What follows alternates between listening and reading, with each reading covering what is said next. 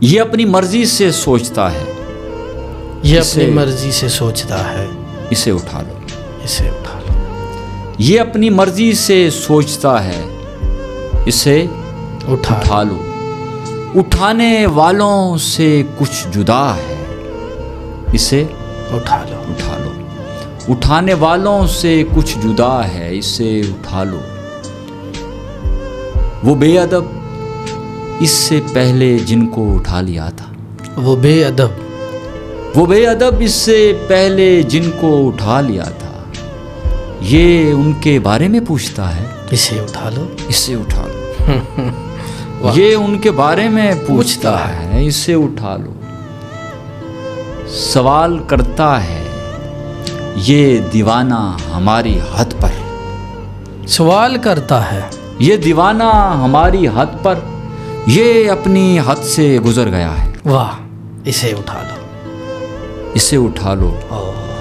یہ پوچھتا ہے کہ امن عامہ کا مسئلہ کیوں، یہ پوچھتا ہے کہ امن عامہ کا، کہ امن عامہ کا مسئلہ کیوں، یہ امن عامہ کا مسئلہ ہے، اسے اٹھا لو، اسے اٹھا لو۔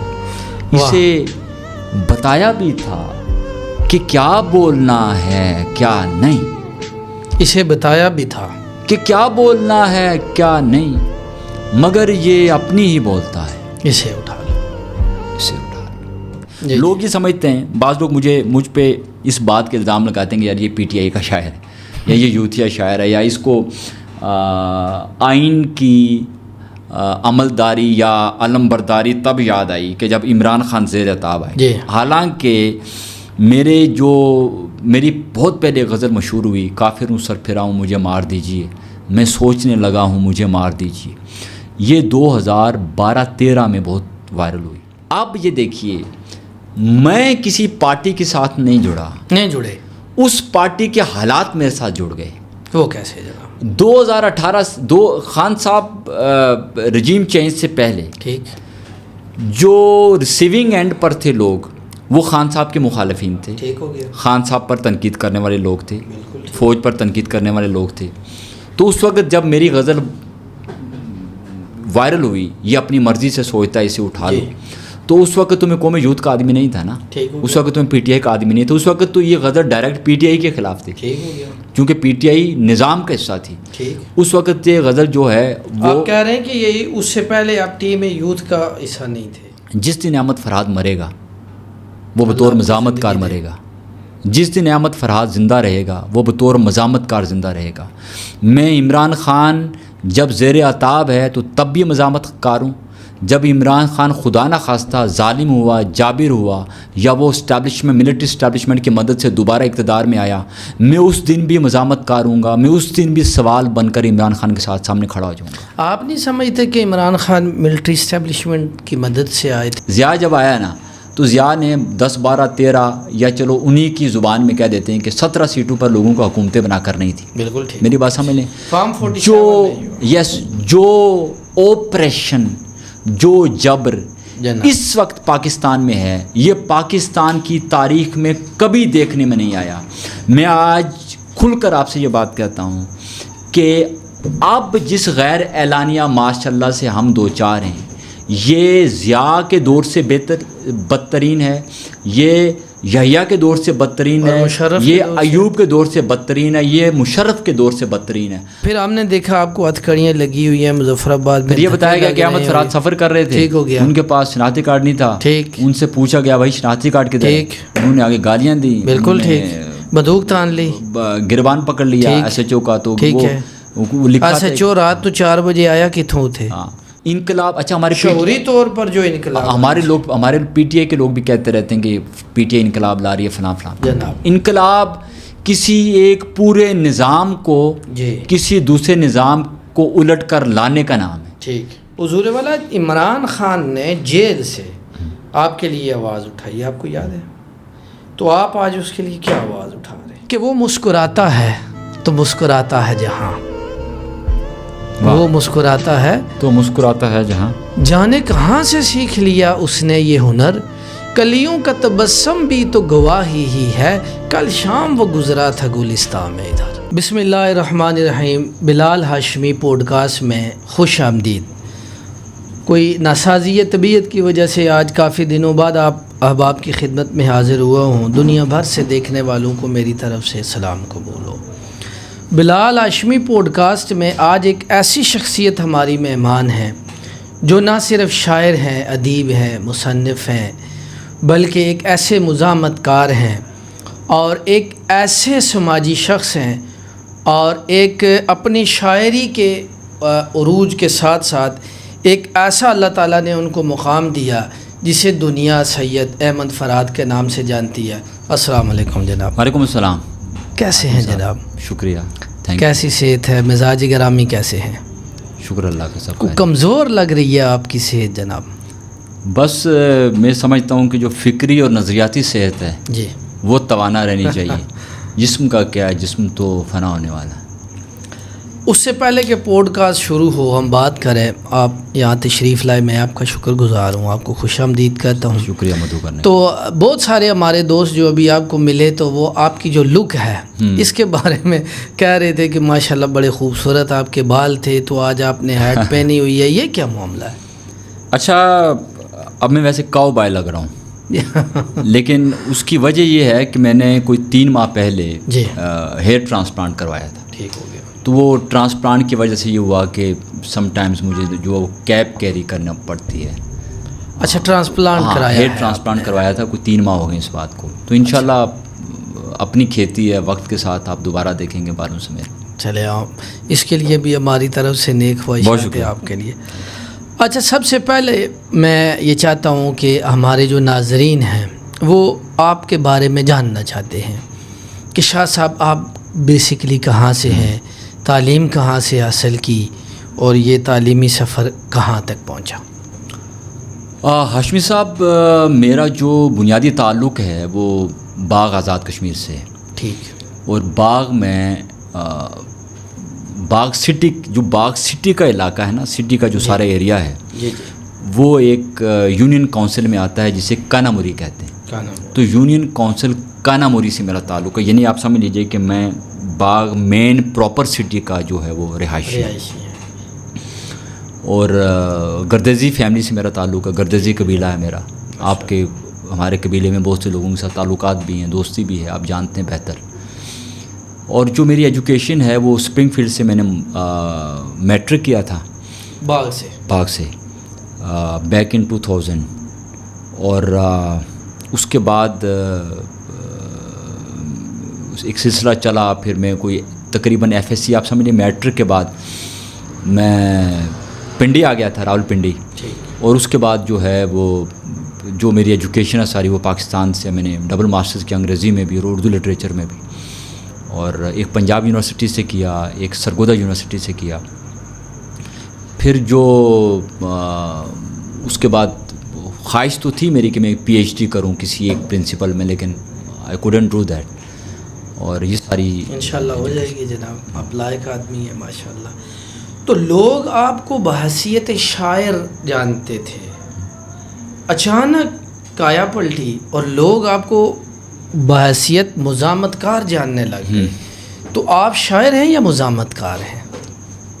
آپ دیکھیے، میں بنیادی طور پر جو ہے نا اپنے مزاج میں اور اپنی ٹینڈنسیز میں، لیننگ میں وہ ایک مزاحمت کار آدمی ہوں. مزاحمت کار آدمی. اور میرے جو نظریات ہیں وہ ترقی پسند نظریات ہیں. گڈ. اور میں فکر کے جو ہے وہ بائیں بازو سے تعلق رکھتا ہوں. میری تربیت بھی جس لٹریچر نے کی وہ بائیں بازو کا لٹریچر تھا. جو لوگ مجھے ہانٹ کرتے تھے وہ بھی بائیں بازو کے تھے. تو ایک بنیادی طور پر میں ترقی پسند فکر رکھنے والا شاعر تھا. اب جو پاکستان کے معروضی حالات تھے وہ مطابقت رکھتے تھے میری شاعری کے ساتھ کہ میری شاعری بڑی اہم بات کر رہے ہیں آپ کہ میری شاعری جو ہے وہ حالات ان حالات کے مطابق کے تناظر میں ٹھیک اپنی گواہی جو ہے وہ ثبت کرے. تو پھر وہ میرے لہجے کا حصہ بنا. وہ کڑواہٹ جو تھی میرے اندر کی، وہ جو کڑنا تھا، وہ جو جلنا تھا، ان حالات پر، ماحول پر، معروض پر، سیاسی سماجی جو صورتحال تھی پاکستان کی، جی، تو وہ میرے شعر میں ڈھل کر ٹھیک ہے، جو ہے وہ سخن کا حصہ بنی. بالکل ٹھیک ہے. تو جی، تو شاہ صاحب آپ بیسکلی آپ بتا رہے ہیں کہ آپ ایک مزاج کے اعتبار سے مزاحمت کار ہیں، لیکن بنیادی طور پر آپ شاعر ہیں. تو شاعر تو بہت کم مزاحمت کار ہوتے ہیں، اور شاعر جو ہے وہ محبت اور امن و امان اور افہام و تفہیم کو لے کے چلنے والے لوگ ہوتے ہیں، ایسا نہیں ہے؟ دیکھیے مزاحمت قطعاً امن یا افہام و تفہیم کی ضد نہیں ہے. پہلی بات تو یہ ضد نہیں ہے. مزاحمت جو ہے نا وہ سوال ہے، مزاحمت جو ہے وہ للکار ہے، مزاحمت جو ہے وہ احتساب ہے. یہ پہلے تو یہ سمجھیے. ٹھیک. اور اس کا قطعاً مقصد انارکی نہیں ہے، اس کا قطعاً مقصد لاقانونیت نہیں ہے. اس کا مقصد یہ ہے کہ آپ اپنے جو سماجی اور سیاسی ناہمواریاں ہیں، جو آئینی حقوق کی پامالی ہے، انسانی حقوق کی پامالی ہے، بنیادی عوامی حقوق کی پامالی ہے، اس پر آپ جو ہے وہ اپنا سوال جو ہے وہ اس کا پرچم بلند کریں. شاہ صاحب چونکہ آج ہمارا بڑا دلچسپ پوڈ کاسٹ ہے، انشاءاللہ لوگ آپ کو سننا چاہتے ہیں، تو بہت سارے سوال ایسے ہیں جو لوگ آپ سے کرنا چاہتے ہیں لیکن آپ تک ان کی اسیس نہیں ہے، رسائی بھی نہیں ہے. سب سے پہلی بات تو میں یہ میری ذاتی طرف سے یہ ایک آپ سمجھیں فرمائش ہے کہ آپ مجھے یہ بتائیں کہ آپ کو کب یہ پتہ چلا کہ میں ایک اچھا شاعر ہوں، یا میں شاعرانہ مزاج ہوں، یا میں شعر لکھ سکتا ہوں، کہہ سکتا ہوں، وہ کون سا وقت تھا؟ اچھا بلال صاحب، مجھے جو اندازہ ہوا یا مجھے اندر سے آواز آئی کہ مجھ میں یہ تخلیقی جوہر ہے یا میرا یہ مسئلہ ہے، تو وہ تو کوئی میں 6ٹھی 7ویں 8ویں کلاس میں تھا، تو وہ اسکول دور سے وہ چیزیں شروع ہو گئی. 6ٹھی 7ویں سے؟ ہاں. اور چونکہ میں جو ہم نصابی سرگرمیاں تھیں ان میں بڑا بڑھ چڑھ کر حصہ لیتا تھا، تو ان ہم نصابی سرگرمیوں کے لیے بھی بعض اوقات ہمیں چیزیں لکھنا پڑتی تھیں، کچھ کریٹیویٹی کرنا پڑتی تھی. ہم ٹیبلوز لکھتے تھے، کیریکیچرز بناتے تھے، پھر ہم لوگ جو ہے وہ میمکریاں کرتے تھے، پھر ہم لوگ قوالیاں لکھتے تھے، پھر ہم لوگ ترانے لکھتے تھے. تو وہ جو تخلیقی صلاحیت تھی نا بنیادی طور پر، وہ وہاں سے مہمیز ہوئی. اور پھر وہ ایک آپ یہ کہہ رہے ہیں کہ 10ویں سے پہلے یا؟ ہاں، مجھے یعنی جب میں 10ویں میں تھا نا، جی، when I was in 10th، جی، تو میں اپنے شہر کے اندر بطور شاعر شناخت رکھتا تھا. میٹرک میں آپ شاعر کی شناخت رکھتے تھے؟ ایک بطور شاعر میں شناخت رکھتا تھا، اور بلکہ نہ صرف شناخت رکھتا تھا بلکہ میں آزاد کشمیر کے مختلف علاقوں میں جا کر مشاعرہ بھی پڑھتا تھا. اور شاید میں باغ کے ان 1-2 لوگوں میں سے ایک تھا کہ جنہیں اس وقت بھی بلایا جاتا تھا مشاعروں میں. تو شاہ صاحب جو پہلا آپ کا شعر تھا، پہلا شعر جس شعر سے آپ نے شہرت پائی اور مسائل کا سامنا کیا، اس پر بھی ہم جائیں گے، لیکن پہلا شعر کا تھا. یہ مشکل ہے بتانا کہ پہلا شعر کیا تھا، یہ مشکل ہے. لیکن جو مجھے یاد پڑتا ہے، جس شعر کو میں سمجھتا ہوں کہ شاید یہ میرا پہلا شعر تھا، جو غالب یقین ہے، ہاں، وہ یہ تھا کہ مجھ سے بہتر تو میرے گاؤں کے یہ کتے ہیں. واہ. مجھ سے بہتر تو میرے گاؤں کے یہ کتے ہیں، جن کو اغیار کی پہچان بہت ہے یارو. واہ، کیا بات ہے بھائی. تو یہ اس طرح کی کوئی غزل تھی، ان دنوں جی میرا ہلکان بہت ہے یارو، اس طرح کر کے نا وہ غزل اس کافی ٹائم بھی ہو گیا، لیکن بڑی اچھی آپ کی شاعری ہے. ہاں، تو یہ میرا مجھے لگتا ہے کہ یہ پہلا شعر ہے جو مجھے یاد ہے کہ جو باقاعدہ میں نے شعر کہا وہ یہ تھا. ٹھیک ہو گیا. تو یہ شعر و شاعری کے بعد آپ نے ماسٹرز کیا، پھر زندگی میں کیا چلتا رہا؟ زندگی آگے میری زندگی جو ہے وہ جو میرا پیشہ ہے وہ تو ہمیشہ سے صحافت رہا. صحافت؟ ہاں، صحافت رہا، یا آپ اس کو میڈیا کہہ دیجئے، میڈیا پر، یا آپ اس کو انٹرٹینمنٹ کہہ دیجئے. چونکہ میں نے بطور اسکرپٹ رائٹر، بطور تھیم رائٹر، بطور کاپی رائٹر کام شروع کیا. پھر ہم میڈیا میں آگے نیوز چینلز کی طرف آئے تو نیوز چینلز میں ایک بڑا تجربہ ہم نے وہاں پہ حاصل کیا. کئی چینلز کے ساتھ کام کیا, کئی چینلز کھڑے کی, کئی چینلز کھڑے کیے. تو وہ پھر سارا جو آخری وقت تک کہ جب میرا جو ذریعہ روزگار جو ہے اس پر قدغن لگائی گئی اور میرا معاشی بائیکاٹ کیا گیا, تو اس وقت تک بھی میں میڈیا کے ساتھ ہی تھا.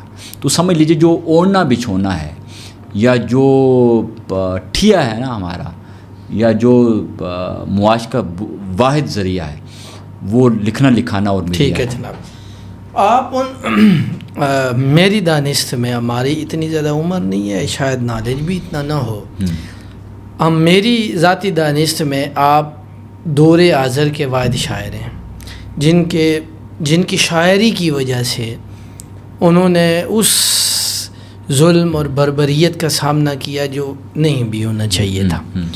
تو یہ کیا بات تھی. اچھا شاہ صاحب, ویسے آپ اس طرف جائیں, اس سے پہلے آپ ابتدا آپ نے اس واقعے کی ان اشعار کے ساتھ کیجئے جن کی وجہ سے آپ پابند سلاسل ہوئے. اچھا, میں بلال صاحب, میں کئی لوگ یہ سمجھتے ہیں کہ this was the only reason behind that abduction. It is not correct کہ میں صرف اس, یعنی یہ ایک ریزن نہیں ہے, ایک ریزن نہیں ہے, ایک ریزن نہیں ہے. میں چونکہ I was very active on x, میں ٹویٹر پہ بڑا ایکٹیو تھا اس دور میں.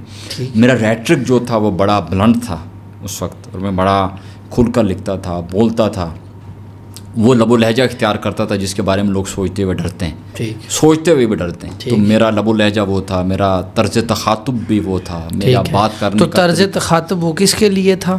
وہ ظاہر ہے وہ ملٹری اسٹیبلشمنٹ کے لیے تھا, وہ خفیہ اداروں کے لیے تھا, وہ عدلیہ کے لیے تھا.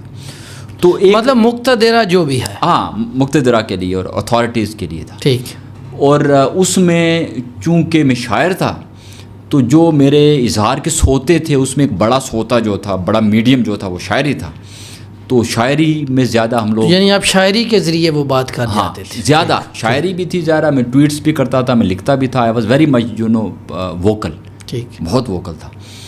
تو وہ ساری چیزیں ملا کر یہ بنی. تو وہ جو میری غزل تھی چونکہ اس کو, اچھا مزے کی بات بتاؤں آپ کو کہ بلال صاحب, یہ بڑے مزے کی بات ہے. لوگ یہ سمجھتے ہیں, بعض لوگ مجھ پہ اس بات کے الزام لگاتے ہیں کہ یار یہ پی ٹی آئی کا شاعر ہے, یا یہ یوتھیا شاعر ہے, یا اس کو آئین کی عملداری یا علم برداری تب یاد آئی کہ جب عمران خان زیر اعتاب آئے. حالانکہ میری بہت پہلے غزل مشہور ہوئی, کافر ہوں سر پھراؤں مجھے مار دیجئے, میں سوچنے لگا ہوں مجھے مار دیجئے.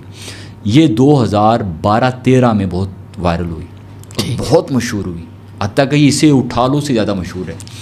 میں نے 2017 کے اینڈ اور 18 میں تقریباً 18 میں بلکہ خان صاحب کے دور میں یہ غزل کہی, یہ اپنی مرضی سے سوچتا ہے اسے اٹھا لو. اچھا, یہ اس وقت کہی, یہ خان صاحب کے دور میں ہے. اور ظاہر ہے جو ایبڈکشن ہے, جو ماورائے آئین اور ماورائے قانون اور ماورائے عدالت جو ہے, لوگوں کی ایبڈکشن جو ہے, لوگوں کا اغوا جو ہے, وہ خان صاحب کے دور میں بھی کم نہیں تھا. ٹھیک.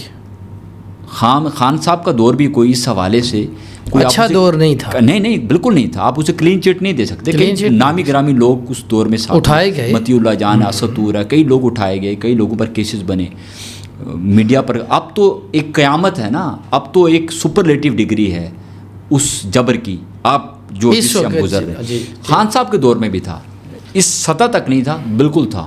تو میری یہ غزل جو ہے اسے اٹھا لو بلال صاحب, یہ اس دور کی میری وائرل غزل ہے, اس دور کی مشہور ہے کہ جب, لیکن یہ فٹ جا کے اس ٹائم پر ہوئی زیادہ ایبڈکشن کیونکہ زیادہ مطلب لاقانونیت بڑی, تو اس غزل کی وجہ سے وہ یہ زندہ رہتی ہے, یہ خان صاحب کے دور میں ہے. تو آپ یہ سمجھتے ہیں کہ جو رجیم چینج تھا اس کے اندر بھی اس کے حوالے سے بھی, چونکہ ابڈکشن کا سلسلہ جو تھا, وہ رجیم چینج کے بعد, ماورائے آئین اٹھانے کا سلسلہ جو تھا, وہ رجیم چینج کے بعد زیادہ اس میں سپیڈ اس نے پکڑی, زیادہ تیزی آئی. تو لہٰذا جب زیادہ ایک انسانی عالمیہ جو تھا وہ زیادہ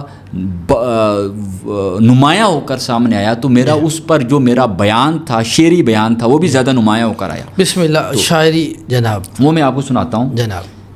یہ اپنی مرضی سے سوچتا ہے, یہ اپنی مرضی سے سوچتا ہے, اسے اٹھا لو, اسے اٹھا لو. یہ اپنی مرضی سے سوچتا ہے، اسے اٹھا لو، اٹھانے والوں سے کچھ جدا ہے، اسے اٹھا لو، اٹھانے والوں سے کچھ جدا ہے، اسے اٹھا لو۔ وہ بے ادب اس سے پہلے جن کو اٹھا لیا تھا، وہ بے ادب اس سے پہلے جن کو اٹھا لیا تھا، یہ ان کے بارے میں پوچھتا ہے، اسے اٹھا لو، یہ ان کے بارے میں پوچھتا ہے، اسے اٹھا لو۔ سوال کرتا ہے یہ دیوانہ ہماری حد پر، سوال کرتا ہے یہ دیوانہ ہماری حد پر، یہ اپنی حد سے گزر گیا ہے، واہ، اسے اٹھا لو، اسے اٹھا لو۔ یہ پوچھتا ہے کہ امن عامہ کا مسئلہ کیوں، یہ پوچھتا ہے کہ امن عامہ کا مسئلہ کیوں، یہ امن عامہ کا مسئلہ ہے، اسے اٹھا لو، اسے اٹھا لو۔ اسے بتایا بھی تھا کہ کیا بولنا ہے کیا نہیں، اسے بتایا بھی تھا کہ کیا بولنا ہے کیا نہیں، مگر یہ اپنی ہی بولتا ہے، اسے اٹھا لو، اسے اٹھا لو۔ کیا بات ہے جناب، یہ پوچھتا ہے کہ امن عامہ کا مسئلہ کیوں، یہ امن عامہ کا مسئلہ ہے، اسے اٹھا لو۔ واہ کیا بات ہے۔ اچھا شاہ صاحب، اگر دیکھا جائے، اگر بحیثیت شاعر یا کوئی بھی علمی ادبی فکری شخصیت ہو، وہ اگر ان الفاظ پر غور کرے تو کوئی قدغن نہیں ہے اس شاعری میں۔ مجھے تو کوئی ڈائریکٹ فائرنگ تو نظر نہیں آ رہی، لیکن میرے خیال میں جو اس سے متاثر ہو رہے تھے انہوں نے طبع نازک پر جو ہے وہ جو گراں نازک مزاج لوگ زیادہ۔ اچھا شاہ صاحب، ڈائریکٹلی آپ کے اوپر یہ سوال اٹھتا ہے اکثریتی، اور آپ کی طبیعت پر بھی گراں نہ گزرے، تو وہ یہ کہ آپ جو ہے وہ پی ٹی آئی کے ہی شاعر ہیں، اور آل یوتھ جو ہے اسی کے ہی آپ، میں اگر کہوں معذرت کے ساتھ کہ تعمیر کردہ آپ شاعر ہیں، تو یہ الزام کیوں لگ گیا جناب؟ دیکھیے بلال صاحب، ہم نے تو سنا تھا کہ شاعر کی کوئی پارٹی نہیں ہوتی۔ بڑا اچھا سوال کیا آپ نے، اور بڑا امپورٹنٹ سوال ہے جناب۔ دیکھیے، میری جو شناخت بنی نا بطور شاعر سنجیدہ حلقوں میں، وہ بطور غزل گو شاعر کے بنی، اور میرے بہت سارے اشعار ایسے ہیں کہ جو مثلا میرا ایک شعر ہے کہ بچھڑنے والے میں سو عیب تھے مگر فرہاد، وہ بد دماغ میرا مسئلہ سمجھتا تھا۔ اچھا، یہ جنگ فیصلہ کن موڑ پر ہے، اس سے کہو ہوا کی صف میں چلا جائے یا چراغ بنے، خبر کسی کو نہیں پھول بیچنے والا، گلی میں کس کے لیے پھول لے کے آتا ہے۔ یہ سب شعر تو تب کے ہیں کہ جب میں اپنے کالج یا یونیورسٹی دور میں تھا، ٹھیک، تب کے میرے تو لوگ مجھے، جو سنجیدہ لوگ تھے، جب سوشل میڈیا کی ہاہاکار نہیں تھی، اس وقت بھی لوگ مجھے بطور شاعر جانتے تھے، اور ایک غزل کے ایک نئے توانا شاعر۔ تو وہ سوال اسی طرف آ رہا ہے نا کہ آپ اتنا اچھا آپ شاعر تھے، لوگ آپ کو جانتے تھے، تو وہ یوتھ کے ساتھ آپ کیسے جڑ گئے؟ اب یہ دیکھیے، میں کسی پارٹی کے ساتھ نہیں جڑے، اس پارٹی کے حالات میرے ساتھ جڑ گئے۔ وہ کیسے جناب؟ 2018 خان صاحب رجیم چینج سے پہلے، ٹھیک، جو ریسیونگ اینڈ پر تھے لوگ، وہ خان صاحب کے مخالفین تھے، ٹھیک ہو گیا، خان صاحب پر تنقید کرنے والے لوگ تھے، فوج پر تنقید کرنے والے لوگ تھے۔ تو اس وقت جب میری غزل وائرل ہوئی، یہ اپنی مرضی سے سوچتا ہے اسے اٹھا لو، تو اس وقت تو میں قوم یوتھ کا آدمی نہیں تھا نا، اس وقت تو میں پی ٹی آئی کا آدمی نہیں تھا، اس وقت تو یہ غزل ڈائریکٹ پی ٹی آئی کے خلاف تھی، کیونکہ پی ٹی آئی نظام کا حصہ تھی۔ اس وقت یہ غزل جو ہے وہ، آپ کہہ رہے ہیں کہ یہ اس سے پہلے آپ ٹیم یوتھ کا حصہ نہیں تھے۔ مسئلہ یہ ہے کہ میری جو شاعری ہے، میری شاعری جو ہے وہ ایک خاص قسم کے ظالم اور ظلم کے خلاف للکار ہے۔ جو لوگ اس ظلم کے خلاف کھڑے ہوتے ہیں، میری شاعری ان سے ریلیٹ کرتی ہے، اور ان کو لگتا ہے میں ان کا حصہ ہوں۔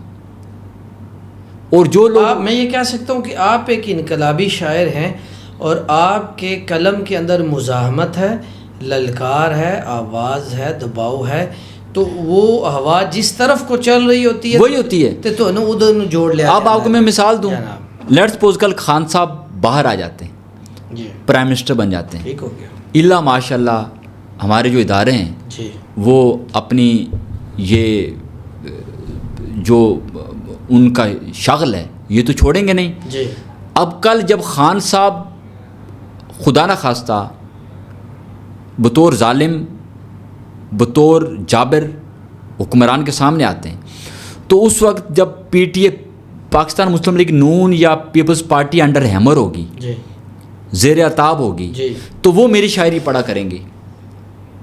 تو اس وقت لوگ کہیں گے کہ یار احمد فرحات جو ہے یہ پٹواری ہے. جیسے اللہ تعالیٰ ان کی بخشش فرمائے, سینیٹر کیا نام تھا نون لیگ والے, مشاہد اللہ خان, مشاہد اللہ خان, وہ پڑھتے یس. تھے شاعری. تو میری شاعری جو ہے, میری شاعری جو ہے وہ ظالم کی مخالفت میں ہے, ٹھیک, وہ مظلوم کی حمایت میں ہے. حمایت میں ہے. جو جو جس عہد میں ظالم ہوگا اسے میری شاعری جو ہے اس سے مسئلہ ہوگا, اور جو جو مظلوم ہوگا مجھے سمجھا جائے گا کہ میں اس پارٹی کا. آپ اس پارٹی. اچھا, یہ بانگ دہل بات ہے, ریٹن آن دا وال ہے کہ آپ کے لیے بہت دنیا نے آواز اٹھائی, ہر بندے نے آواز اٹھائی, صحافیوں نے اٹھائی. تو جن لوگوں نے ظلم اور جبر کے دور میں آپ کے خلاف کیا, ان پر بعد میں آئیں گے جنہوں نے آپ کے حق میں آواز اٹھائی, ان کے لیے کوئی ایک جملہ آپ کیا کہنا چاہتے ہیں؟ دیکھیے, میں بہت خوش نصیب آدمی تھا, جیسے پوڈ کاسٹ سے پہلے بھی آپ نے بات کی کہ جتنی آواز میرے لیے اٹھی پاکستان کی تاریخ میں کسی ابڈکٹڈ آدمی کے لیے, جتنی آواز میرے لیے اٹھی وہ پاکستان میں کبھی کسی آدمی کے لیے نہیں اٹھی. تو آپ نہیں سمجھتے کہ آئی واز ویری لکی. اس میں میرے کئی جو ہے وہ محسن ہیں, جیسے محسن اختر کیانی صاحب جو ہیں وہ میرے بہت بڑے محسن ہیں. ٹھیک ہو گیا. اگر میرا کیس محسن اختر کیانی کی عدالت میں نہ لگتا, اگر میری وکیل ایمان مزاری جیسی دبنگ خاتون نہ ہوتی, اگر میری وائف عین نقوی جو ہے وہ ایک بڑی با حوصلہ جرت مند اور بڑی دو ٹوک اور بڑی کلیئر خاتون نہ ہوتی, بالکل, اگر حامد میر جیسا ایک بڑا صحافی جو ہے وہ ذاتی انٹرسٹ لے کر میرے کیس کو جو ہے پرسو نہ کرتا. کیوں لیا انہوں نے ذاتی انٹرسٹ؟ دیکھیں نا, یہ تو میر صاحب کا اس پچھلے نہیں, تو اور بھی بڑے لوگ اٹھائے گئے, تو کسی کے لیے اتنی آواز نہیں اٹھائی. یہ سوال آپ کے لیے کیوں اتنی؟ یہ سوال آپ حامد میر سے نہ کریں کہ حامد میر نے میرے لیے کیوں سوال اٹھایا.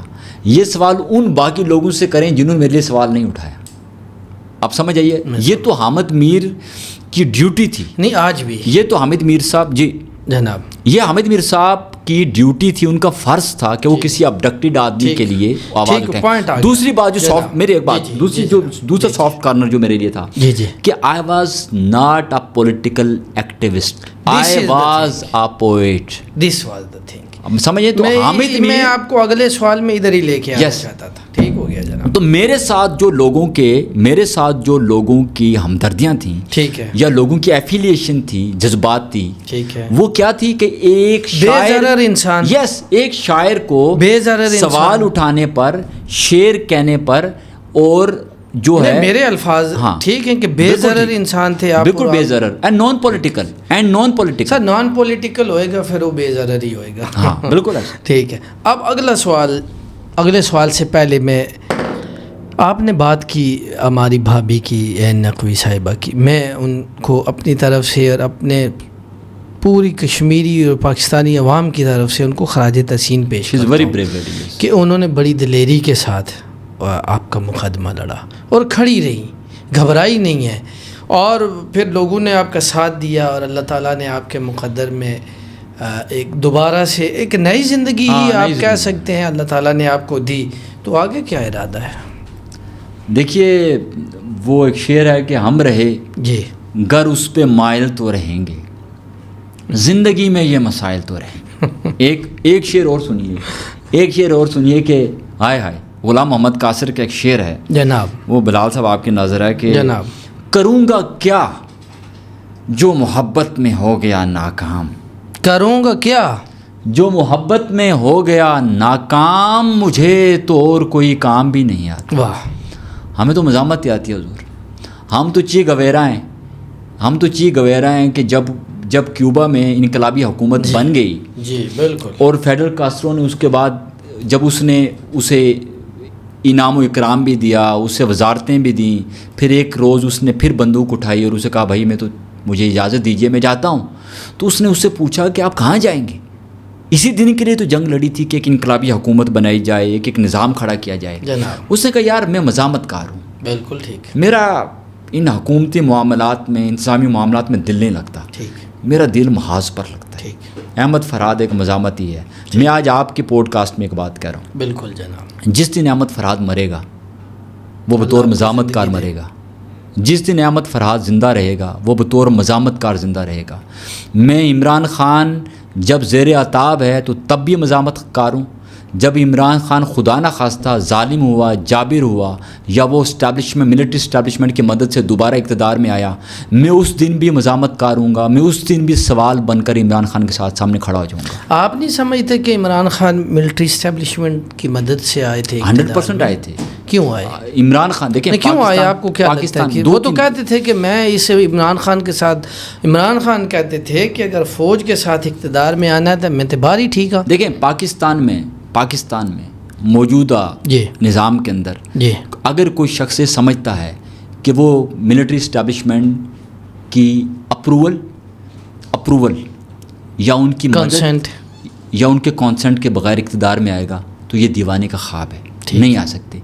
حتیٰ کہ اگر آپ 2/3 اکثریت لینے کی پوزیشن میں بھی ہوں تو آپ تب آئیں گے جب military establishment will let you come. ہاں, یہ تو دو ٹوک بات ہے, سمجھ آئیے آپ کو. یہ ایک پریسیڈنٹ ہے, یہ ایک اصول ہے, مسلم اصول ہے. اچھا جی, آپ نے خان صاحب کی بات کی, میں آپ کو گزارش کروں. خان صاحب نے ظاہر خان صاحب, بہت سے لوگ کہتے ہیں کہ یار خان صاحب جو ہے وہ فوج کا پروجیکٹ تھے, میں سخت اس کے خلاف ہوں. عمران خان فوج کا پروجیکٹ نہیں تھا. اچھا, ہاں عمران خان ایک وننگ ہارس تھا, ایک جیتنے والا گھوڑا تھا. عمران خان کے اوپر فوج نے جوا, تھوڑا آسان کر کے ہمیں سمجھا, جوا. عمران خان اس پوزیشن میں تھا کہ وہ الیکشن جیت سکتا تھا. ٹھیک, عمران خان اس پوزیشن میں تھا کہ وہ عوامی مقبولیت اور حمایت سے 2/3 اکثریت لے سکتا تھا. عمران خان نے فوج میں انویسٹ نہیں کیا, فوج نے ایک جیتنے کی پوزیشن میں شخص میں انویسٹ کیا. اس بات کو ہمیشہ ایسے سمجھا کریں. سر میں بالکل آپ کو یہاں روکوں گا. مجھے یہ بات بتائیں کہ بہت بڑے پیمانے پر, یعنی یہ بھی میں کہتا ہوں نوشتہ دیوار ہے, کوئی بھی شخص جو میڈیا سے یا آپ کی ذات سے جڑا ہوا ہے, آپ کو جانتا ہے, اسے یہ پتہ ہے کہ جہاں آپ کا نام آتا ہے وہاں فوراً آپ کے اوپر ٹھپا لگ جاتا ہے کہ آپ فوج مخالف اور فوج کے دشمن آدمی ہیں. یہ کیا معاملہ ہے شاہ صاحب؟ فوج ہماری, ملک ہمارا, اسٹیبلشمنٹ ہماری, قومی سلامتی کے ادارے ہمارے, لیکن جہاں فرحاد شاہ ہے وہاں فوج مخالف ہے. یہ کیا معاملہ ہے؟ کوئی فاطر العقل ہی فوج دشمن ہو سکتا ہے, فاطر العقل. ٹھیک ہو گیا. فوج کے ساتھ ہماری دشمنی نہیں ہے, یہ بات ہمیشہ ذہن میں رکھی. چکیا تھے انہوں نہیں سی نا جناب. فوج کے ساتھ ہمارا اصولی اختلاف ہے, ٹھیک, ادارے کے ساتھ ہے, ادارے کے ساتھ. ٹھیک, شخصیات کے ساتھ ہے یا ادارے کے ساتھ؟ دیکھنا شخصیات کیا ہیں جی, جو چیف آف آرمی سٹاف ہیں جی, وہ کس کو ریپرزینٹ کرتے ہیں؟ وہ فوج کے سٹانس کو ریپرزینٹ کرتے ہیں نا, وہ فوج کی لائن کو ریپرزینٹ کرتے ہیں, اس کے موقف کو ریپرزینٹ کرتے ہیں, اس کے بیانیے کو کرتے ہیں, پالیسی سب سے بہتر لفظ اس کو کرتے ہیں. ہاں, جو فوج ہے وہ پاکستان میں 6 لاکھ سے زیادہ نفوس پر مشتمل ایک ادارہ ہے, ایک منظم ادارہ ہے نا. بالکل ہے. سارے لوگ جو ہیں وہ فیصلہ ساز نہیں ہیں, ٹھیک, وہ پالیسی ساز نہیں. There are very few and even they are not more than 50 or 100. بالکل ایسا, they are less than 100 who are policy makers in army. جی, ایک. لیکن جب وہ کوئی پالیسی بناتے ہیں, اس پالیسی کے جو اثرات ہیں مثبت یا منفی وہ پورے ادارے کے اوپر پڑتے ہیں. ٹھیک ہو گیا, پڑھتے ہیں. اچھا, جب ہم کہتے ہیں کہ ہمیں ملٹری اسٹیبلشمنٹ کے ساتھ اختلاف ہے تو اس کا مطلب یہ ہوتا ہے کہ ہمیں ان کی پالیسی کے ساتھ اختلاف ہے. وہ پالیسی جو اینٹی آئین ہوگی, جو اینٹی جمہوریت ہوگی, جو اینٹی ہیومن رائٹس ہوگی, جو اینٹی عوام ہوگی, وہ نہیں. دیکھیں آج فوج آپریشن کر رہی ہے نا, wherever the army is fighting BLA, I am with army. Wherever army is fighting with Taliban, I am with army. Why, کیوں؟ اس وجہ سے کہ ہمارا فوج کے ساتھ کوئی اینٹ کتے کا بیر نہیں ہے, یا غیر یا وہ کیا خدا واسطے کا بیر نہیں ہے کہ ہر چیز میں آرمی کے خلاف کھڑا ہونا ہے, آرمی کے خلاف مطلب تنقید برائے تنقید نہیں ہے, بالکل نہیں ہے. جس جگہ پر ہمیں یہ لگتا ہے کہ یہاں آرمی آئین کے آرٹیکل, جیسے ابھی انڈیا نے آئین کے آرٹیکل 242, 243, 244, 245 کے خلاف کام کرے گی, جس ویئر ایور یہ فوج کی حدود ہیں, یہ فوج کی آئینی حدود ہیں, آرٹیکل 243, 244, 245, وہاں آرمی کے سامنے کھڑے ہو جائیں. میں آپ کو روکتا ہوں, روک اس لیے رہا ہوں کہ جن آرٹیکلز کا آپ نے تذکرہ کیا, میں اور آپ اور ہمارے دیکھنے والے بھی بہت لوگ اس سے واقف ہوں گے, جو نہیں ہے تو ان کو بتا دیتے ہیں کہ آسان الفاظ میں کہ جس کا کام اسی کو ساجے, جو ان کی جو حدود و قیود ہے, جو rules and regulations of the department ہیں, انہیں ان کے اندر رہنا چاہیے. تو یہ تو نہیں ہو رہا جناب. پھر تو بس یہ ہمارا اختلاف ہے نا, یہی میں یہی کہہ رہا ہوں. پہلے بھی یہی ہوا سی. وہ تو کون ہے جی؟ فوج ہمارا حصہ ہے. ہم کون ہیں؟ ہم فوج کا حصہ ہیں. ہمارے خاندان کے لوگ فوج میں, آپ کو وہ دن ہمارے دوستوں میں لوگ فوج میں. آپ کو وہ دن یاد ہے کہ ملٹری اکیڈمی کاکول میں جنرل باجوہ نے اعلان کیا تھا کہ ہم نے بڑے سوچ و بچار کے بعد یہ فیصلہ کیا ہے کہ اب جو ہے وہ فوج کسی سیاسی عمل کا حصہ نہیں ہوگی. تو چند ماہ بعد کیا ہوا تھا؟ اچھا آپ اس بات کو چھوڑیے, میں آپ کو جنرل یحییٰ اور جنرل ایوب کے بھی ایسے بیانات نکال کر دکھا سکتا ہوں. ٹھیک, کہ فوج جو ہے وہ جو بھی کرے گی وہ عوامی مفاد میں کرے گی, آئین کے تابع کرے گی. ٹھیک, یہ تو پہلے مارشاء اللہ سے یہ باتیں سن رہے ہیں, خواہ تو آج کا اعلانیہ مارشاء اللہ ہو یا غیر اعلانیہ. آپ کے نزدیک آج کل پاکستان میں کیا ہے, جمہوریت ہے یا مارشاء اللہ ہے؟ آج کل پاکستان میں جو مارشاء اللہ ہے, جو غیر اعلانیہ مارشاء اللہ ہے, وہ کسی بھی اعلانیہ مارشاء اللہ سے زیادہ سخت مارشاء اللہ ہے. اچھا, کسی بھی اعلانیہ, یعنی کہ یہ مارشاء اللہ ضیاء کے مارشاء اللہ سے بھی زیادہ سخت ہے. وجہ وہ آپ کے سامنے ہے. چلو آپ بتا دیں نا سر. آپ آج اس لیے کہ آپ سامنے بیٹھے ہیں نا, دنیا سنے کہ آپ کیا کہتے ہیں. اس لیے کہ ضیاء جب آیا نا جی, تو ضیاء نے عدلیہ کو فتح کرنے کی کوشش نہیں کی. ایک ضیاء جب آیا نا تو ضیاء نے 10, 12, 13 یا چلو انہی کی زبان میں کہہ دیتے ہیں کہ 17 سیٹوں پر لوگوں کو حکومتیں بنا کر نہیں تھی. بالکل ٹھیک, میری بات سمجھ لیں. جو اوپریشن, جو جبر اس وقت پاکستان میں ہے, یہ پاکستان کی تاریخ میں کبھی دیکھنے میں نہیں آیا. میں آج کھل کر آپ سے یہ بات کہتا ہوں کہ اب جس غیر اعلانیہ ماشاء اللہ سے ہم دو چار ہیں, یہ ضیاء کے دور سے بدترین ہے, یہ یحییٰ کے دور سے بدترین ہے, یہ ایوب کے دور سے بدترین ہے, یہ مشرف کے دور سے بدترین ہے. آج کے دور کا غیر اعلانیہ مارشاء اللہ, تمام آپریشنز اور جبر جو تھے ان کا باپ ہے. ٹھیک ہو گیا. کتنے مقدمات کا سامنا ہے آج کل آپ کو؟ بلال صاحب اس وقت ایک مقدمہ تو میری وائف پر ہے, میری پہلی وائف جو ہے. اچھا, ان پر ہے, قتل کا کیس ہے. اور ایک کیس میرے اوپر ہے دہشت گردی کا. تو 2 کیسز ہیں سر. یہ تو آپ دہشت گرد ہیں؟ ہاں دہشت گرد. کس طرح سوال اٹھاتے ہیں؟ ظاہر ہے سوال کوئی شریف آدمی تھوڑی اٹھائی ہوگی, کوئی پسٹل اٹھایا ہوگا, کوئی چھری, کوئی چاقو, کوئی کبھی یہی دکھ ہوتا کہ یار اگر یہ مقدمہ بندوق اٹھا کر بنواتے تو بہتر تھا, کہ کم از کم یہ کلک نہ رہتا. کیا کہتے ہیں کہ جو پاکستان کی جیلوں میں قید 150 سے زائد PTI کے لوگوں کو دہشت گردی کے مقدمات میں سزائیں ہوئی ہیں, ان کے بارے میں پھر آپ کا کیا موقف ہے؟ دیکھیں, جو پیچھے جوڈیشل جتنا بھی پروسیس ہم نے دیکھا نا پاکستان کے اندر, اس سے بڑا مذاق کوئی بھی نہیں ہے. مثلاً دیکھیے, ایک ہی گاڑی, اس پہ اندلیب عباس, اس نے پریس کانفرنس کی جی, اسے انہوں نے کلین چٹ دے دی. ٹھیک ہو گیا. وہیں خدیجہ شاہ کو سزا ہو گئی, وہیں یاسمین حمید کو سزا ہو گئی. یہ کون سا کرائم تھا جس کا پھندا PTI چھوڑنے پر ختم ہو گیا. اور نہ چھوڑنے پر سزا ہوگی. یہ کون سا وہ تھا؟ یعنی کہ آپ اندازہ کریں کہ اس سے زیادہ مزہ کا خیز بات کیا ہوگی کہ بانی P T I Imran Khan جو ہے وہ حملے کی 9 مئی کی سازش کر رہا ہے اور ایک پولیس والا ان کے ٹیبل کے نیچے بیٹھ کے ساری باتیں سن رہے ہیں. بتائیں جی. اب یہ تو جج صاحب نے نہیں دیکھا ہوگا ان چیزوں کو؟ نہیں, جج صاحب دیکھیں نا جو جس طرح سے ججز آئے ہیں اس میں بھی بات کرتے ہیں کہ 26ویں ترمیم کے بعد اب عدلیہ کا کیا حال ہے. جی 26ویں ترمیم کے بعد عدلیہ ایک وہم ہے جس کا کوئی وجود نہیں ہے. ٹھیک ہو گیا. سمجھ آئیے, آپ کو وہم ہوتا ہے نا, بعضوں کو لگتا ہے آپ کو یہ چیز ہے لیکن وہ ہوتی نہیں ہے. عدلیہ کوئی, یہ اردلی کورٹس ہیں, ٹھیک ہے, اردلی کورٹس ہیں, ان کو حوالدار چلاتے ہیں. ٹھیک ہے, یہ واٹس ایپ پر چلتی ہیں. ٹھیک ہو. ان کے فیصلے بھی لکھے ہوئے آتے ہیں اور پہلے سے آتے. کل آپ کو توہین عدالت کا نوٹس نہ آ جائے تو آ جائے نا حضور, پھر کیا کریں گے؟ میں دیکھیے ابھی ڈوگر صاحب کا معاملہ چل رہا ہے, کل سے ان کا ایمان مزاری کے ساتھ. میں آج کسی سے کہہ رہا تھا کہ کسی نے کہا کہ یہ جو ڈوگر صاحب ہیں یہ اتنے اندھے ہو کر کیوں نظام کے دفاع میں کھڑے ہیں. ٹھیک ہو گیا. تو میں نے کہا یہ اس نظام کی ناجائز اولاد ہے. ٹھیک ہو گیا. آپ سمجھ آئیے. آپ بالکل ٹھیک.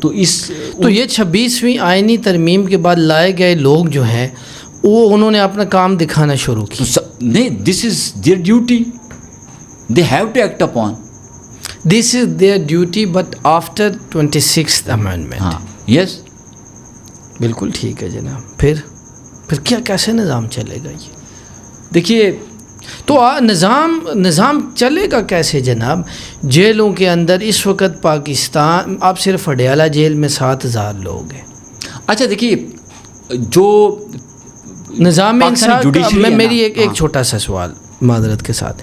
آج سے 2 دن پہلے یہاں آپ کی جگہ سابق چیف جسٹس سپریم کورٹ بیٹھے ہوئے تھے, تو ان کے ساتھ ہماری نیاز بندی جو ہے وہ اس دروازے سے باہر تھی. یہاں ہم نے جو اللہ کے نزدیک سوال تھے ان سے کیے. ٹھیک ہے.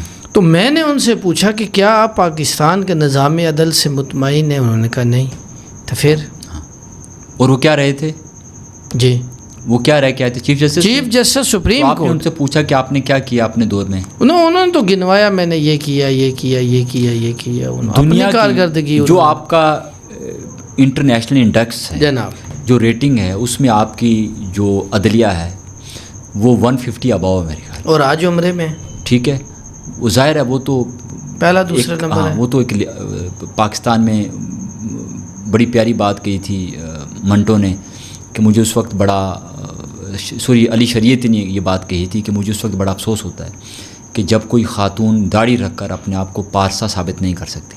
تو پاکستان میں داڑھی رکھ لینا, حج کر لینا, عمرہ کر لینا, یہ تو کیموفلاج ہے نا. ٹھیک ہے, کیموفلاج ہے. یہ اس پردے میں اور اس آڑ میں آپ دنیا جہاں کا ہر گند گھولتے رہیں اور ہر کھیل کھیلتے رہیں, وہ تو جو ایک معاملات اور ہیں. میں صرف جو گزارش کرتا ہوں کہ صرف پی ٹی آئی کے لوگ نہیں ہیں پاکستان میں اس وقت, کئی لاکھ تو ہے نا سر. یہ پی ٹی آئی تو ظاہر انڈر ہیمر ہے. پاکستان میں سارے مقدمات پی ٹی آئی کے نہیں ہیں. پاکستان میں اس وقت کئی لاکھ مقدمات زیر التوا ہیں. بالکل ہے. میں نے پوچھا چیف جسٹس سے, پوچھا میں, تو ان کا ذمہ دار کون ہے؟ چلو پی ٹی آئی تو خاص طور پر, جن ڈوگر صاحب کی بات ہو رہی ہے تو وہ ماتحت عدلیہ کے اندر اصلاحات لائیں گے, یا وہ جو اسلام آباد کی کچہری میں آپ روزانہ چلے جائیں تو 5-10 ہزار آدمی جو آپ کو وہاں نظر آتا ہے, ڈوگر صاحب کو وہ نہیں نظر آتا؟ دیکھیں ڈوگر صاحب, میں ڈوگر صاحب سے مراد جو بھی آیا, ڈوگر صاحب کی کل قابلیت کیا ہے؟ ایک آدمی انگریزی نہیں بول سکتا, ایک آدمی اردو نہیں بول سکتا. کل ایمان مزاری کے ساتھ انہوں نے جس لب و لہجے میں بات کی, مجھے اچھا کیا لب و لہجہ تھا یہ آپ ذرا بتائیں. بڑا یہ اہم بات ہے, بڑا میڈیا پر جس طرح وہ ایمان مزاری چونکہ ڈاکٹر مہرنگ کے ای سی ایل میں نام پر وہ جو اس کیس میں وہ جب پیش ہوئیں تو وہ بوکھلا گئے, وہ چیخنے لگے اور کہ اس کو لے جاؤ ورنہ میں پکڑ لوں گا, میں یہ کر لوں گا, ان کے میاں سے کہنے لگے. تو وہ ہی doesn't look like a justice.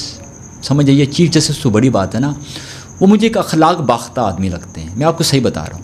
وہ مجھے نا کوئی فاطر العقل ٹائپ انسان لگتے ہیں کہ انہیں اس بات تک کا احساس نہیں ہے کہ میں جس منصب پر بیٹھا ہوں, بے شک میں اس منصب پر جوتے چاٹ کر بیٹھا ہوں. ذمہ دار کون ہے اس کا؟ اس کا ذمہ دار وہ ہے کہ جس نے ایک آدمی کو بغیر اہلیت کے, بغیر میرٹ کے, صرف اپنے ذاتی ایجنڈے پر لا کر وہاں بٹھایا. وہ قوتیں اور وہی قوتیں جن پر ہم سوال اٹھاتے ہیں اور وہی قوتیں جو بعد میں ہمیں اغوا کر لیتی ہیں. مطلب بندہ بات ہی نہ کرے. ہاں تو خاموش رہیں بہتر ہے. ورنہ تسی چاہتے ہو کہ تسی بھی 5-6 مہینے اندر لا کے اسی لا کے بھی آئے. ہاں تو اچھا ان قوتوں کا کیا انصاف ہوگا لوگوں کے ساتھ جو لوگ اٹھائے جاتے ہیں؟ اب آپ نے مارنگ بلوچ کا ذکر کیا. آج 2 ماہ سے اسلام آباد پریس کلب کے باہر مین روڈ بند ہے، تو آپ ان کے لیے کیوں آواز نہیں اٹھاتے؟ میں بالکل گیا تھا. میں نے بلوچوں کے لیے میں نے شاید آج دن کو بھی ٹویٹ کیا ہے. میں تو بلوچوں کے لیے ہمیشہ سے آواز اٹھاتا ہوں. تو یہ مارنگ بلوچ کا آپ نے ذکر کیا، تو آپ دیکھیں سارے پاکستان نے آپ کے لیے آواز اٹھائی، تو آپ بھی آواز اٹھائیں ان کے لیے. میں بالکل اٹھاتا ہوں. ٹھیک ہے، کیا کہتے ہیں؟ میری تو نظمیں ہیں. میں تو نظم نہیں، ویسے موقف کیا ہے آپ کا کہ ان کا سٹانس ٹھیک ہے یا کیا؟ دیکھیے جو ماورائے آئین ابڈکشن ہے، اغوا ہے جی، اور جو انفورسڈ ڈس اپیرنس ہے، ٹھیک ہے، ٹھیک، جبری گمشدگی ہے، ٹھیک، وہ دنیا کے بدترین کرائمز میں سے ایک ہے. بالکل ٹھیک. وہ انسانی مہذب انسانی معاشرے کے چہرے پر جو ہے نا وہ کلنک کا ٹیکا ہے. اس سے زیادہ کوئی بدترین کام نہیں ہو سکتا اور اس سے زیادہ کوئی کریح کام نہیں ہو سکتا. یہ جو جبری گمشدگی ہے، بالکل ٹھیک، اس میں کوئی دو رائے نہیں. بنیادی حقوق کو بالکل ختم کر لیا جائے. ٹھیک، کوئی اظہار آزادی رائے کا بھی تو پرابلم ہے ملک میں. وہ ظاہر ہے اسی کی وجہ سے یہ کوئی بھی شخص سر دیکھیں نا، بنیادی طور پر جو جبری گمشدگی ہے اس کی بنیاد تو آزادی اظہار رائے ہی بنتا ہے میرے حساب سے. اگر ظاہر ہے، دیکھیں بہت سارے لوگ جو ہیں وہ اختلاف رائے کی وجہ سے اٹھائے گئے. بہت سارے لوگ جو ہے تو بولنے کی وجہ سے اٹھائے گئے، سوال کرنے کی وجہ سے اٹھائے گئے. بالکل سوال یہ ہے کہ اگر کسی شخص کے اوپر کوئی الزام ہے تو اردلی کورٹس ہی صحیح، ٹاؤٹ کورٹس ہی صحیح، آپ اسے ان کورٹس میں ہی پیش کیجیے. ٹھیک ہو گیا. اچھا شاہ صاحب ایک سوال میں اسے جو لیگل جو پروسیس ہے نا اس سے گزاریں. حقوق ہے، لیگل حقوق جو ہیں، ہاں، اسے پروسیکیوٹ کریں اور اس کے بعد آپ اسے ثابت کر کے اسے سزا دے دیں. ہم آپ کے ساتھ غائب رہے جناب؟ میں بالکل منظر عام سے آپ غائب. ہاں، میں کوئی تقریباً 14 دن خفیہ ایجنسیوں کے اس میں تھا. تو کسی کو نہیں پتا سی؟ ہاں، کسی کو ظاہر ہے، کسی کو کیسے پتا ہوتا. ٹھیک ہے. تو ان دنوں میں پھر آپ کے لیے ریٹ دائر کی گئی؟ ہاں، انہی دنوں میں. تو پھر اس کا اینڈ کیا ہوا؟ ظاہر ہے پھر اس کے بعد نہیں، جس طریقے سے آپ کو لے جا کر ایک جگہ چھوڑ دیا گیا اور وہاں کی FIR آپ کے اوپر درج کی گئی، بڑی عجیب بات ہے جناب. دیکھیے، یقین کریں آج جو مجھے اور آپ کو جو سن رہے ہیں نا وہ بڑے محظوظ بھی ہوں گے، لیکن ساتھ انہیں ادراک بھی ہوگا کہ اس ملک میں ہو کیا رہا ہے. کہ پہلے اٹھا لیا، ہاں، اٹھانے کے بعد لے جا کر فیک FIR پرانی FIR جو نامعلوم افراد کے خلاف ہے، میرے نام پر بھی نہیں. FIR کیا تھی؟ FIR یہ ہے کہ یہ بڑا اہم سوال ہے، لوگ پوچھتے ہیں. لوگوں کو پہلے تو مجھے غائب کر دیا. ٹھیک. پھر جب اسلام آباد ہائی کورٹ نے اس پر بہت سخت ریمارکس دیے، اس نے اکاؤنٹیبل کرنے کی کوشش کی اداروں کو، پوری ریاست کو. ٹھیک ہو گیا. تو یہ بات جب ان کے ناک تک آ گئی تو اداروں نے یہ کیا کہ مجھے باغ پولیس کے حوالے کیا. باغ پولیس کے؟ ہاں، چونکہ حوالے سے کیا مراد ہے؟ وہ آ کر لے گئی یا آپ کو یہ چھوڑ؟ نہیں، مجھے وہاں پہنچایا گیا اور ان کے ساتھ ان کے معاملات طے تھے. ایک ٹاؤٹ SP تھا وہاں کا، باغ کا اس وقت ایک ٹاؤٹ SP تھا. جو خرم اقبال، جو کوٹے پر انڈکٹ کیا گیا، یعنی ہی واز ناٹ ایلیجیبل کہ وہ جو بھی مقابلے کے امتحان ہے وہ کرے. وہ ایک کوٹے کے اوپر، کہتے ہیں بڑا لائق آدمی ہے اور بڑا ینگ آفیسر ہے اور بڑا جناب دبنگ آفیسر ہے. وہ ظاہر ہے وہ یا تابع دار ہے. ظاہر ہے جو تابع داری ہے، اس سے بڑی لیاقت کیا ہو سکتی؟ تابع داری سے زیادہ، یس بوسی سے زیادہ، سلیوٹ سے زیادہ تابع داری کیا ہے؟ کوئی لیاقت نہیں. پہلی بات تو یہ ہے کہ وہ کوٹے پر آیا ہوا ایک آدمی ہے اور وہ مجھے نہیں لگتا کہ اگر اس آدمی کا جو ڈومیسائل ہے اس کی اسکروٹنی کی جائے تو وہ درست ثابت ہوگا. ہاں، پہلی بات تو یہ ہے. تو وہ جو آدمی تھا اس نے حامی بھری کہ ہم احمد فرحات کو ریسیو کریں گے اور اس کے اوپر کوئی کیس ویس بنا دیں گے. تو مجھ پہ یہ کیس بنایا کہ جی ایک منٹ کیا ایک ضلع کا ایس پی اتنا طاقتور ہے نہیں کہ وہ ڈائریکٹ جو ہے وہ اسٹیبلشمنٹ کے ساتھ ڈیل کر رہا ہے؟ he was just a tout نا. نہ تو just for tout, لیکن he presented his shoulders. سر بڑی اہم بات کر رہا ہوں. دیکھیں یہ تو اے جے کے پولیس آج ایک بڑا انکشاف کر رہا ہوں. اچھا. اے جے کے police denied to take me. Denied to take you. At that time they denied, and the SP Bagh was the only person who presented his shoulders Why? to carry that burden. وجہ بس چونکہ بندہ انہی کا تھا, اٹھانے والوں کا آدمی تھا, تو اس نے کہا جی کہ میرے کاندھے حاضر ہیں, آپ احمد فرحات کو لائیے. ٹھیک. اور جب وہ کراس تو کرے اس کے گا, ثبوت موجود ہیں کہ آزاد کشمیر پولیس ہے ڈینائڈ دیٹ ٹائم. ہاں ظاہر ہے مظفر آباد پولیس نے انکار کر دیا تھا. ٹھیک ہو گیا. تو پھر ہم نے دیکھا آپ کو ہتھکڑیاں لگی ہوئی ہیں مظفر آباد میں. یہ بتایا گیا کہ احمد فرحات سفر کر رہے تھے. ٹھیک ہو گیا. ان کے پاس شناختی کارڈ نہیں تھا. ٹھیک. ان سے پوچھا گیا بھائی شناختی کارڈ کدھر ہے؟ انہوں نے آگے گالیاں دی. بالکل ٹھیک. بندوق تان لی, گربان پکڑ لیا ایس ایچ او کا. تو وہ لکھا ایس ایچ او رات تو 4 بجے آیا کتوں تھے؟ ہاں تو وہ لا کر بٹھایا گیا تھا نا صبح کے وقت. اچھا آیا تھا. ہاں تھا موجود تھا. ٹھیک ہو گیا. S H O S P Bagh بھی موجود تھا. S H O S P Bagh بھی موجود تھا. ایس ایچ او دھیر کوٹ آپ کا. ایس ایچ او دھیر کوٹ موجود تھا. ایس پی باغ وہاں موجود تھا. تو دھیر کوٹ تھانے میں کتنے دن رہے؟ بس وہ کچھ 2 4 5 گھنٹے. ٹھیک. پھر مظفر آباد police I as per script. Muzaffar آباد پولیس آئی تو انہوں نے آ کر بتایا کہ یار احمد فرحات جو تھا یہ ہمیں بھی ایک مقدمے میں مطلوب ہے, تو یہ اس کو ہمارے حوالے کیا جائے. ٹھیک ہو گیا.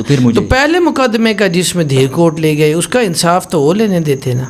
وہ تو ایک بوگس سا, وہی میں کہہ رہا ہوں نا کہ اس کا کوئی انجام اور لینے دیتے تو مظفر آباد لے جاتے کوئی تسی نسل نہ لے سو. ویسے اٹ واز اسکرپٹڈ نا, تو ظاہر مجھے وہاں سے لینا تھا مظفر آباد پولیس نے, کیونکہ مین کیس تو مجھے مظفر آباد بنانا تھا. ٹھیک ہو گیا.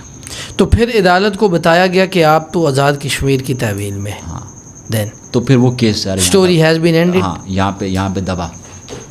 یہ تھا آپ کا اس جبری گمشدگی کا معاملہ. اچھا آزاد کشمیر سے آپ کا تعلق ہے, لیکن آپ اسلام آباد میں رہتے ہیں. اسلام آباد میں پاکستان میں اللہ نے آپ کو دنیا میں بھی عزت دی ہے. آزاد کشمیر کے اندر کل بھی وہ بڑی آپ نے دیکھا ہوگا اعزاز سید کی سٹوری بڑی مشہور ہوئی جو جیو پر ٹاک شاک میں تھی کہ آزاد کشمیر میں جوائنٹ عوامی ایکشن کمیٹی کے نام سے ایک تنظیم ہے جس نے تہس نہس کی ہوئی ہے. یہ کیا معاملہ ہے جناب؟ دیکھیے آزاد کشمیر میں نا جو قیادت کا بحران تھا, گورننس کا بحران تھا, سیاسی قیادت کا بحران تھا, اس نے ایک خلا پیدا کیا جس خلا کو ایک عوامی حقوق کی تحریک نے پر کیا. اس کا نام ہے جوائنٹ عوامی ایکشن کمیٹی. ٹھیک. ایک ان کی کامیابی کا سب سے بڑا جو محرک ہے وہ یہ ہے کہ وہ they are not doing politics.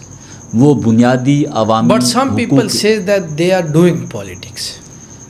Somehow you are ظاہر you have to get into politics. ظاہر somehow it is a political move. Basically political move بھی ہے نا. اب چونکہ ان کے جو مطالبات اس میں بہت سارے پولیٹیکل مطالبات بھی. ٹھیک.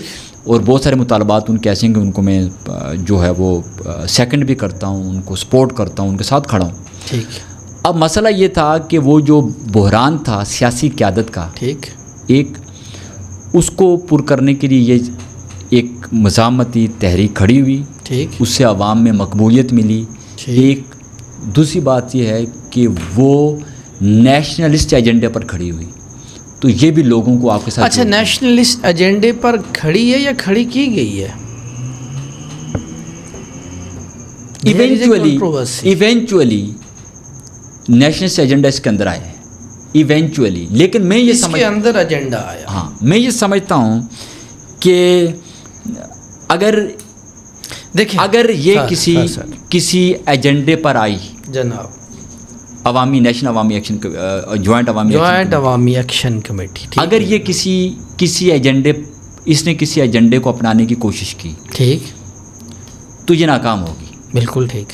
آپ سمجھ گئے. مجھے لگتا ہے یہ مخصوص ایجنڈا نہیں چلے گا, کوئی بھی نہیں. مجھے لگتا ہے کہ اسے صرف عوامی حقوق کی تحریک رہنا چاہیے. ٹھیک ہو گیا, تبھی کامیاب ہے. دیکھیں آزاد کشمیر میں سستی بجلی سستا آٹا یہ ان کا کمال تو ہے نا. بالکل ہے. تو اگر یہ نہ ہوتے تو اچھا کیا آزاد کشمیر کے جو ممبران assembly they are 53 and may be you can say کہ دیر آر 80% پیپلس جو ایم ایل ایز ہیں وہ وزیر ہیں. ٹھیک ہے, اپوزیشن تو ہے ہی کوئی نہیں. تو یہ کس قسم کا آزاد کشمیر میں نظام رہا ہے جی حضرت؟ دیکھیے یہ کیا ہے؟ یہ تو پاکستانی نظام کا بچہ ہے نا. اچھا تو جو جس نے اس کو جنم دیا نہیں لے پالک ہے یا کس طرح کا بچہ ہے؟ نہیں لے پالک نہیں ہے. لے پالک ہی کہہ سکتے ہیں کیونکہ پہلے سے ایک سیٹ اپ کو جو ہے وہ گود لیا گیا اور اسی میں جیسے جس طرح کا دیکھیں پاکستان میں جو ملغوبہ بنا نا فارم 47 پر تو یہ اس کی ایک اور بدترین شکل ہے جو آزاد کشمیر میں اسی کی ایک شکل. آزاد کشمیر میں جموں و کشمیر جوائنٹ عوامی ایکشن کمیٹی کے جو اب مطالبات ہیں آپ نہیں سمجھتے کہ یہ تو سیاسی مطالبات ہیں؟ تو یہ تو سیاسی جماعتوں کا کام ہونا چاہیے تھا. اگر ممبران اسمبلی جو مہاجرین کی سیٹیں ہیں اور بہت سارے اور ایسے جو مطالبات ان کے بہت 70-80% درست ہیں اور یہ مہاجرین کی جو نشستوں کا معاملہ یہ بھی ایک اعتبار سے درست مطالبہ ہے، لیکن کیا یہ سیاسی مینڈیٹ سیاستدانوں کے پاس نہیں ہونا چاہیے؟ جب کوئی سیاسی جماعت کسی بنیادی کشمیری عوامی مسئلے کے اوپر بات نہیں کرے گی یا اسے ٹیک اپ نہیں کرے گی تو یہ کسی بھی عوامی تحریک کا حق ہے کہ وہ اس مطالبے کو اٹھائے اور اس پر لوگوں کو آرگنائز کرے یا لوگوں کو موٹیویٹ کرے. تو میں 100% یہ جو جعلی سیٹیں ہیں مہاجرین کی اور مہاجرین کا جو جعلی کوٹا ہے جس پر جو ہے وہ خرم اقبال جیسے لوگ آزاد کشمیر کے بیوروکریسی کے اندر آتے ہیں، میں اس کے مخالف ہوں اور میں جوائنٹ عوامی ایکشن کمیٹی کے اس مطالبے کو سب سے پہلا سب سے بڑا مطالبہ سمجھتا ہوں اور صرف اس بنیاد کے اوپر ہی ان کے ساتھ میں پوری طرح سے کھڑا ہوں. تو آپ جو 29 سپٹمبر کی بالکل انلیمیٹڈ کال ہے لاک ڈاؤن کی، آپ اس کی حمایت کریں؟ بالکل 100%. I will be part of that. You will be the part of it. اچھا یہ مجھے بتائیں آپ اس کو کامیاب ہوتا دیکھ رہے ہیں یا بس اس بات تو ظاہر ہے جو نظام کی بڑی کوشش کر رہی ہے، رینجر جا رہی ہے، فوج جا رہی ہے، یا ریاست کی اس وقت جو تیاریاں ہیں وہ بڑی خطرناک ہیں ظاہر ہے. اور میرے خیال میں یہ آگ سے کھیلنے کے مترادف ہے، آگ سے کھیلنے کے مترادف ہے. ریاست کو اور وفاق کو بہت بالغ النظری کے ساتھ دانش مندی کے ساتھ اس معاملے کو ہینڈل ٹیکل اور ایڈریس کرنا چاہیے. ادروائز آپ کو خون خرابہ نظر آ رہا؟ خدا نہ خواستہ مجھے لگتا یہ ہے کہ اس دفعہ ریاست کسی چکر میں ہے، ریاست چکر میں ہے. تو انقلاب کی بھی کوئی نوید ہے آپ کو اس میں؟ انقلاب اس طرح نہیں آتے. انقلاب دیکھیں آٹا سستا ہونے انقلاب نہیں ہے، بجلی سستی ہونے انقلاب نہیں ہے، 12 سیٹیں ختم ہونے انقلاب نہیں ہے. انقلاب اچھا ہمارے شعوری طور پر جو انقلاب ہمارے پی ٹی آئی کے لوگ بھی کہتے رہتے ہیں کہ پی ٹی آئی انقلاب لا رہی ہے فلاں فلاں. انقلاب کسی ایک پورے نظام کو کسی دوسرے نظام کو الٹ کر لانے کا نام ہے. ٹھیک، تو یہ پورا نظام تو نہیں ہے نا. Second last question, Imran Khan صاحب کے سیاسی دور کو آپ جسٹیفائی کرتے ہیں یا نہیں؟ کس دور اقتدار کو؟ عمران خان کا جو دور اقتدار تھا اس میں کرونا آیا اور بہت سارے معاملات تھے. عمران خان صاحب کا جو دور ہے وہ کمپیریٹیولی بہتر دور تھا، آئیڈیل دور نہیں تھا. ٹھیک، عمران خان صاحب نے لا تعداد غلطیاں کیں. ان کے بہت سارے سیاسی مسائل تھے، گورننس کے مسائل تھے، سلیکشن کے مسائل تھے. ان تمام باتوں کے باوجود ہم عمران خان کے دور کو ڈیفینڈ کرنے کے لیے نہیں آئے، ہم عمران خان کے حقوق کو ڈیفینڈ کرنے کے لیے آئے جو بطور انسان بطور پاکستان کے شہری اس کو حاصل ہے. حضور والا عمران خان نے جیل سے آپ کے لیے آواز اٹھائی، آپ کو یاد ہے؟ تو آپ آج اس کے لیے کیا آواز اٹھا رہے ہیں؟ میں مسائل کیا پیغام میرے اوپر جو یوتھیا ہونے کا ٹائٹل لگتا ہے وہ کیوں لگتا ہے آپ مجھے بتائیے. یا جب عمران خان رجیم چینج کے بعد میں نے جتنا لکھا، میں نے جتنا للکارا، میں تو وہ آدمی ہوں کہ میں نہ پی ٹی آئی کا عہدے دار ہوں، نہ میں پی ٹی آئی کا کوئی جو ہے وہ کارکن ہوں، نہ میں نے کبھی پی ٹی آئی کو ووٹ دیا. میں پی ٹی آئی کے 3 مشکل ترین اور خطرناک ترین جو ان کے مظاہرے تھے، ان کے احتجاج تھے، نہ صرف ان میں شامل ہوا، ان کو لیڈ کرتا رہا بطور ایک انسان اور اپنی گواہی پر کہ مجھے لگتا ہے کہ ان کا مطالبہ ٹھیک ہے، مجھے ان کے ساتھ کھڑا ہونا چاہیے. میں تو فرنٹ پہ جا کر میں صرف لفظ کی سطح پر نہیں، میں عملی سطح پر بھی ساتھ جا کے کھڑا ہوں. ٹھیک ہے، تو بہت اچھا پوڈ کاسٹ رہا ہمارا. بہت اچھی باتیں آپ سے ہم نے سیکھیں. بہت آئندہ بھی انشاءاللہ آپ کے ساتھ ہمارا سلسلہ چلتا رہے گا. لیکن ایک بڑا چبھتا ہوا اور آخری سوال لٹریچر کے حوالے سے، یہ یعنی پرمغز آپ جواب دیں گے تو میرا خیال ہے بہت سارے ہمارے لوگوں کی جو کنفیوژنز ہیں وہ ختم ہو جائیں گی. پاکستان میں جہاں آپ اور میں ہم دارالحکومت میں بیٹھے ہیں، اور آزاد کشمیر میں بھی ایک چھوٹا موٹا شاعر ہوں، میں آپ کے سامنے بیٹھا ہوں، میری کتاب چھپی ہے. آپ بہت بڑے شاعر ہیں، پاکستان میں بہت بڑے بڑے شعراء ہیں، لیکن ایک رواج چل پڑا ہے آزاد کشمیر میں بالخصوص اور گلگت بلتستان میں بالعموم پاکستان میں، لیکن وہ بڑی شخصیات کے لیول کی باتیں ہیں. لیکن سوال ایک ہے کہ بہت سارے شعراء ایسے ہیں کہ اس برادری کے اندر نمبر 1 عدم برداشت کیوں ہے، اور نمبر 2 آخری سوال میرا یہ ہے کہ اس عدم برداشت کے ساتھ یہ جو شاعر ہونے کے سرٹیفکیٹ تقسیم کیے جانے کی جو انڈسٹریز لگ گئی ہیں، اس بارے میں آپ کیا کہتے ہیں؟ دیکھیے، جو آپ کا لفظ ہے نا، جو آپ کا سخن ہے، جو آپ کا لکھا ہوا ہے، وہ خود فیصلہ کرتا ہے کہ آپ شاعر ہیں. پہلے بات جی، کتنے اچھے شاعر ہیں، جی، کتنے بڑے شاعر ہیں، کتنے اعلیٰ شاعر ہیں، کس درجے کے شاعر ہیں، کس کیٹیگری کے شاعر ہیں، یہ تو آپ کا لفظ ڈیسائیڈ کرتا ہے. ایک باقی کوئی شخص، کوئی ادارہ آپ کو سرٹیفکیٹ تو نہیں دے سکتا، کوئی بھی. تو نو بڑی وہ اپنی تئیں دیکھیں نا، وہ کیا شعر ہے کہ فلاں اچھا شاعر ہے، فلاں خدا بنے تھے نہیں ہے. وہ کیا شعر ہے، خدا بنے تھے فلاں مگر بنا نہ گیا. ٹھیک، ایک مصرع ہے نا. تو لوگ اپنے تئیں خدا بھی بنتے ہیں، لوگ اپنے تئیں مفتی بھی بنتے ہیں، لوگ اپنے تئیں جو ہے وہ اتھارٹی بھی بنتے ہیں. تو میں سمجھتا ہوں کہ کسی بھی شخص کے شاعر ہونے کا یا ادیب ہونے کا فیصلہ اس کا لفظ کرتا ہے. بالکل، اور وہ بہت بہتر فیصلہ کرتا ہے. بالکل زبردست. اور جو کیا پیغام دیں گے جو نوجوان شعراء ہیں؟ میں نے ویسے آپ کی تعریف ایک دن یہ آرٹ کونسل کی ایک مشاورتی فنکشن تھا، تو آزاد کشمیر کی ایک اچھے شاعر ہیں، ان سے آپ کا تذکرہ ہو رہا تھا، میں ان کا نام نہیں لیتا. تو میں نے ان سے کہا کہ وہ شاعر بھی بہت اچھے ہیں، مزاحمت کار بھی ہیں، اللہ نے ان کو عزت بھی دی ہے.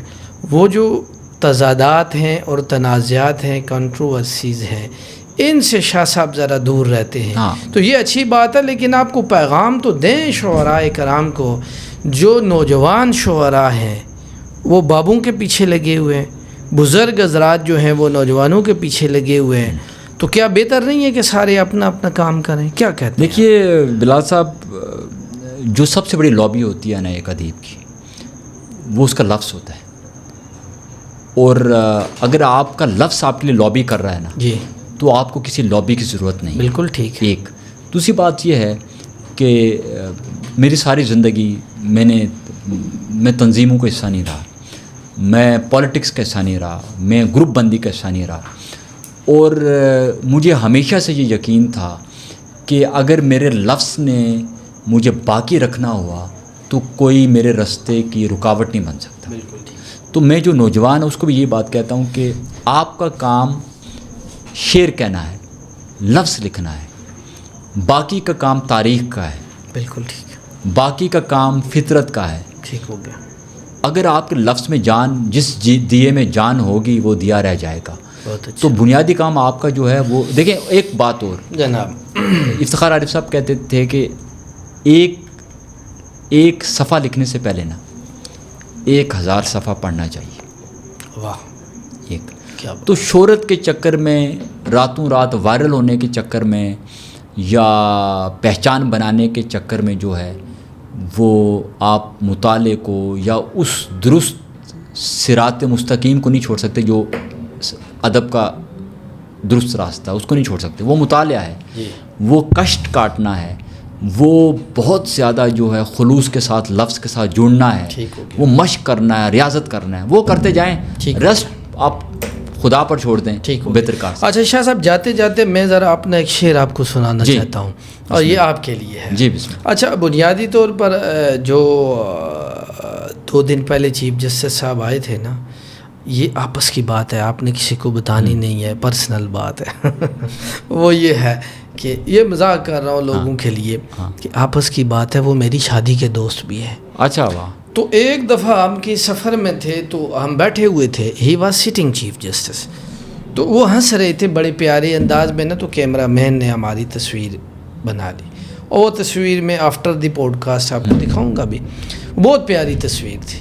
تو اس تصویر کے لیے میں نے ایک شعر لکھا، لیکن آج میں یہ آپ کو کہنا چاہتا ہوں کہ وہ مسکراتا ہے تو مسکراتا ہے جہاں، وہ مسکراتا ہے تو مسکراتا ہے جہاں، جانے کہاں سے سیکھ لیا اس نے یہ ہنر، کلیوں کا تبسم بھی تو گواہی ہی ہے، کل شام وہ گزرا تھا گلستان میں ادھر۔ تو یہ جو ہے یہ آپ کی مسکراہٹ کے لیے میری طرف سے آپ کو شعر ہے۔ بہت شکریہ، آپ ہمارے پوڈ کاسٹ میں تشریف لائے، بہت اچھی باتیں کی، بہت کچھ آپ سے سیکھا، آپ کا شکریہ۔ تو خواتین و حضرات، آپ نے دیکھا کہ بلال ہاشمی پوڈ کاسٹ میں آج نہ صرف ایک بہت اچھے شاعر، نقاد، بڑے اچھے بولنے والے، بلکہ اچھے مزاحمت کار، اور پاکستان میں سماج کی ایک الگ سے خدمت کرنے والے ایک بہترین انسان جناب سید احمد فرحات صاحب ہمارے ساتھ موجود تھے۔ اللہ تعالیٰ ان کی زندگی میں برکت عطا فرمائے۔ بہت شکریہ جناب شاہ صاحب، پھر دوبارہ بھی انشاءاللہ آپ سے ملاقات ہوگی۔ اپنی دعاؤں میں یاد رکھیے گا۔ خدا حافظ۔